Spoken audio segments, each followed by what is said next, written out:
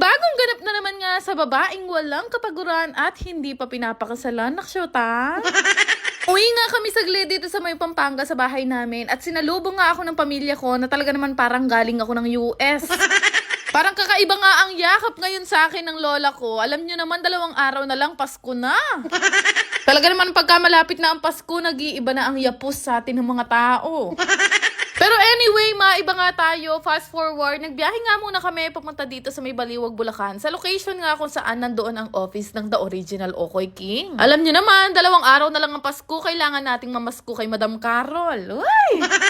Kaya naman ayan, ngiting-ngiti nga siya nung makita niya kami. Hindi niya alam magagastos siya sa amin. Una nga niya binigyan na regalo, ito nga si Deche. Natuwa nga ako kasi yung binigay niya kay Deche ay kagaya nga ng salamin niya. Alam niyo guys, itong si Madam Carol, isa talaga to sa pinaka-ma-effort na taong nakilala namin. Yung regalo niya nga sa amin, mamaya na daw niya ibibigay at kinakabahan nga kami dalawa ni Bebo kasi baka daw hindi magkasya sa sasakyan. Super thankful talaga kami na nakilala namin si Madam Carol ngayong taon na 2023. Napaka-matulungin na tao, kaya naman talagang pinagpapala. Anyway, mabalik nga tayo dito sa ginagawa namin. Alam nyo ba kung bakit nandito kami sa loob ng Unitap? Dahil kami nga ay mamimili ng mga gagamitin namin o ipamimigay namin sa free raffle bukas. Taon-taon nga namin to ginagawa ni Bebo dahil ito nga ay pagbabalik at pasasalamat na rin sa mga taong naging bahagi din kung bakit nga ako naging si Mengay Vlogeristeris ngayon. Ito ay mga simpleng regalo lang pero at least hindi nyo na nga kailangan magbayad. Pupunta lang kayo para sabay-sabay tayong mag-countdown sa Pasko. Sobrang nakaka-excite nga itong gawin kaya naman hinihintay talaga namin ni Bebo ang araw ng Pasko. Bali, 4 na cart nga yung kinuha namin at dito nga muna kami nagpunta sa may section ng mga appliances. Siyempre naman, tuwing may paraffle, hindi pwedeng mawala ang mga electric fan. Kung nakaraan, electric fan lang ang kaya namin i-grand prize. Ngayon naman, nagpunta kami dito sa section ng mga TV. Nakakatuwa lang din talagang isipin dahil nung nakaraan taon nga, ang sabi ko nga at winish ko kay Lord na sana mas marami pang blessing ang dumating sa akin para mas marami pa ako mapamigay ngayong Pasko. At to be honest, alam nyo ba guys, ako talaga yung taong walang kaswerte-swerte sa mga raffle na ganito. Kaya naman talagang dadamihan namin yung mga papremyo ngayon para lahat meron tsansang manalo. Naiintindihan ko nga ang buhay na hindi lahat sa atin afford sumali sa mga raffle na may mga bayan. Kaya naman naisip talaga namin ni Bebo na tuwing Pasko magpaparaffle kami ng libre lang. Natandaan ko kasi guys, nung bata pa lang ako, lagi ko talaga hinihintay ang araw ng Pasko kasi tuwing December 24, meron nga nagpaparaffle sa baryo namin. Kaya lang sa paglipas ng panahon, nakalimutan na nga ng iba yon at naiintindihan ko naman na hindi lahat kayang sumali. Kaya naman, ang gusto nga namin ni Bebo ay magmistulang mini Christmas party na rin to para sa baryo namin. Actually guys, madalang na lang ako mauwi sa baryo namin sa Pampanga at madalang na nga lang din nila akong makita. Kaya naman nung minsan na mauwi ako doon, talaga naman nagulat silang lahat na hawig ko na pala si Marian Rivera. Charis! Pero ayun na nga, mabalik nga tayo dito sa ginagawa namin ni Nanay. Nagpunta na nga kami dito sa may section ng mga planggana, timba at kung ano-ano pa. Alam nyo naman yan ang mga pambansang consolation prizes ng mga sumasama sa trip to Jerusalem.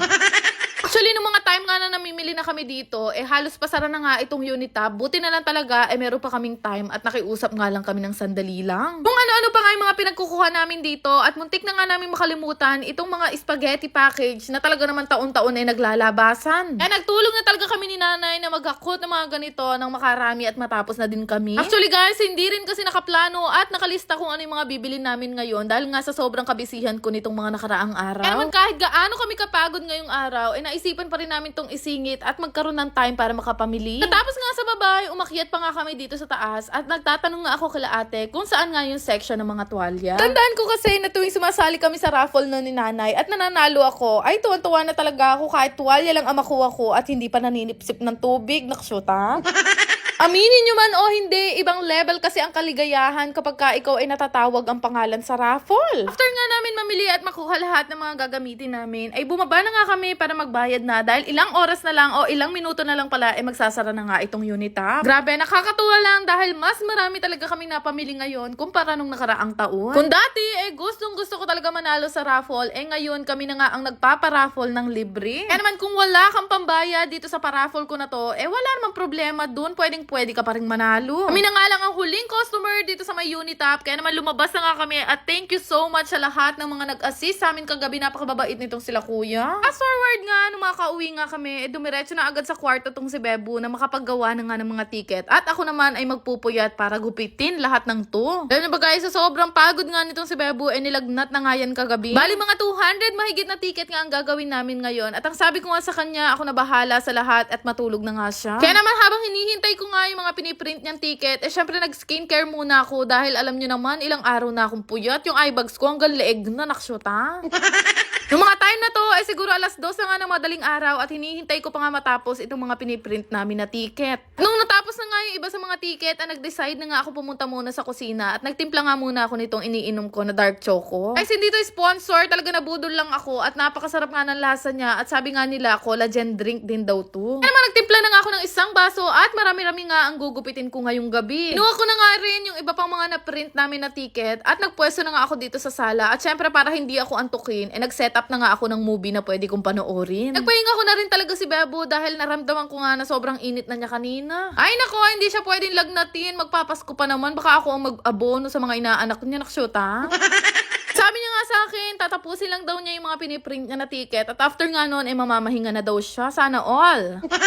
Habang nagugupit nga ako dito, ako'y libang na libang naman sa pinanunood ko na Can't Buy Me Love. Alam niyo ba guys, sa sobrang kaadikan ko nga dito sa palabas na to, talaga namang iniipon ko at pinipigilan ko ang sarili ko na hindi panoorin ng mga episode araw-araw. Time check nga, 3 AM na nga to at ganyan pa karami ang gugupitin ko at ganyan pa lang din karami ang nagugupit ko. Naksyota. Lapit na nga matapos itong pinanunood ko, pero itong ginugupit ko, Diyos ko, baka December 26 na ako matapos. Maya nga, nasilip ko nga ang orasan, alas 4 na pala halos ng madaling araw. At sabi ko nga, Diyos ko, wag naman sana akong abutan ng Pasko dito. Finally, natapos din ako sa mga pinagugupit ko. Diyos ko, may nga siyas lareng gamat ko kakagupit. Natapos ko na nga at available na ang mga ticket at pwede na kayo kumuha kay Angeline Mapagmahal at ako'y matutulog na naksyota.